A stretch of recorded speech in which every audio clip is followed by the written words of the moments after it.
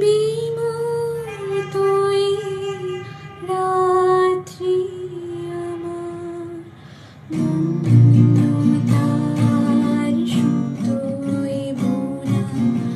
পক্ষগুলো ফুলগুলো সব লাল না হয়ে নীল হলো কেন?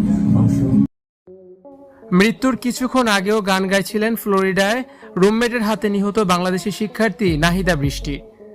উচ্চশিক্ষার রঙিন স্বপ্ন নিয়ে আটলান্টিক পাড়ি দিয়েছিলেন বাংলাদেশের মেধাবী তরুণী নাহিদা বৃষ্টি। লক্ষ্য ছিল পিএইচডি ডিগ্রি অর্জন করে নিজের ক্যারিয়ার ও দেশের নাম উজ্জ্বল করা, কিন্তু সেই স্বপ্ন মাঝপথেই থেমে গেল এক নৃশংস হত্যাকাণ্ডের মধ্য দিয়ে।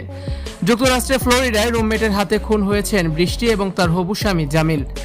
প্রাণচঞ্চল সংস্কৃতি মনা বৃষ্টি গান গাইতে ও গিটার বাজাতে ভালোবাসতেন। সামাজিক যোগাযোগ মাধ্যমে ছড়িয়ে পড়া একটি ভিডিওতে দেখা যায় মৃত্যুর মাত্র কিছুক্ষণ আগেও তিনি অত্যন্ত আনন্দঘন পরিবেশে গান গাইছিলেন। সেই হাসি মুখ আর সুরের মূর্ছনা যে এভাবে চিরদিনের জন্য স্তব্ধ হয়ে যাবে তা কল্পনাও করতে পারেনি কেউ।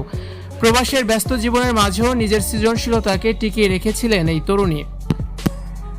বৃষ্টি ও জামিলের মধ্যে দীর্ঘদিনের প্রণয় ছিল। পারিবারিকভাবে তাদের বিয়ের কথা চূড়ান্ত হয়ে যায়। কথা ছিল পিএইচডি চলাকালীন দেশে ফিরে তারা বিয়ের পিঁড়িতে বসবেন, কিন্তু ঘাতক রুমমেটের নৃশংসতা তাদের সেই রঙিন স্বপ্নকে চিরতরে ধ্বংস করে দিয়েছে। রুমমেট জামিল ও বৃষ্টি দুজনকেই কুপিয়ে হত্যা করে। হত্যাকাণ্ডের পর জামিলের মরদেহ উদ্ধার করা সম্ভব হলেও নাহিদা বৃষ্টির মরদেহ এখনও উদ্ধার করা যায়নি। ঘাতককে গ্রেপ্তার করা হলেও বৃষ্টির মরদেহ কোথায় লুকানো হয়েছে বা ফেলে দেওয়া হয়েছে কিনা তা নিয়ে এখনও তদন্ত চলছে। বৃষ্টির পরিবারের সদস্যরা এখন শুধু তার মরদেহটি একবার দেখার অপেক্ষায় দিন গুনছেন। একজন নিরপরাধ স্বপ্নবাজ শিক্ষার্থীর এমন পরিণতিতে ফ্লোরিডায় বাংলাদেশি কমিউনিটি সহ সারা দেশের শোকের ছায়া নেমে এসেছে।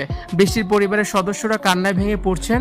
তাদের একটাই প্রশ্ন, সংস্কৃত মনা শান্ত স্বভাবের এই মেয়েটি কি দোষ করেছিল? ফ্লোরিডার স্থানীয় পুলিশ এই জোড়া খুনের নেপথ্যের কারণ উদ্ঘাটনে কাজ করছে।